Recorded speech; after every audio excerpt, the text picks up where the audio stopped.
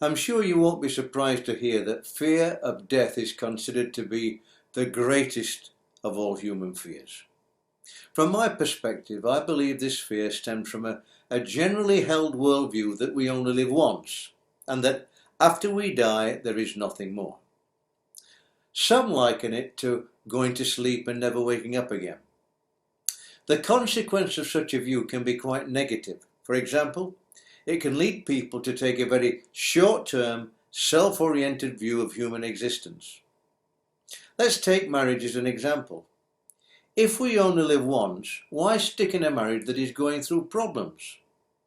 A solution often taken is to get out of the marriage as soon as possible because the clock is ticking and there's no time to work through tough times. Another example is to prioritize pleasure and venture into areas of life that some suggest will bring happiness when life is tough, such as drugs or illicit relationships. With a worldview of life being short, long-term safety and morality can be seen as a luxury we can't afford. Of course, there are many decent people in this world with a high degree of moral integrity.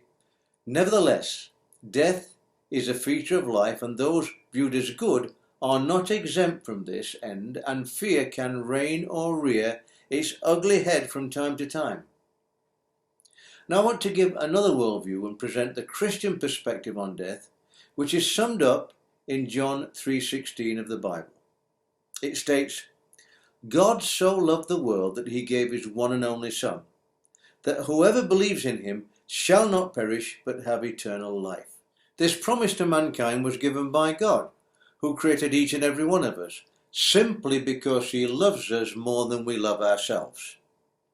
He knows we stray into disobedience, and have done since the time of Adam and Eve.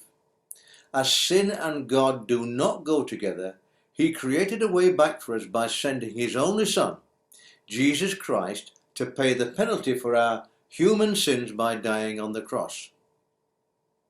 Thankfully, 3 days after paying the price for all of us, Jesus was resurrected back to life, and the Lord promised that all members of the human race who accept the gift of life that Jesus came to bring can enjoy an eternity with him in heaven.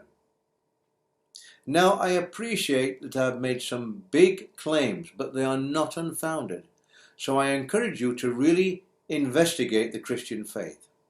And I do so without fear, for I know you will find that it is totally accurate, historically and theologically.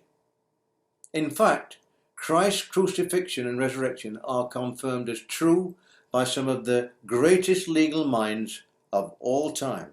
This gift of life means that Christians need have no fear of death. If they fully grasp the extent of the gift, they know that life on earth is not the end, but just one phase of existence that culminates in an eternity in heaven with Christ. An added bonus is that once Jesus has been accepted by anyone, he leads them in the way they should go in life too. All in all, the believer's perspective on death is conveyed by the Apostle Paul, who states in 1 Corinthians 15 verse 55, "O death, where is your victory? O death, where is your sting?" For true believers, death holds no fear. Why would it, when in the heavenly existence there will be no more death, or mourning, or crying, or pain, which we read in Revelation 21 verse 4. If you don't have this assurance, do check out my claims, because Jesus came as much for you as for me.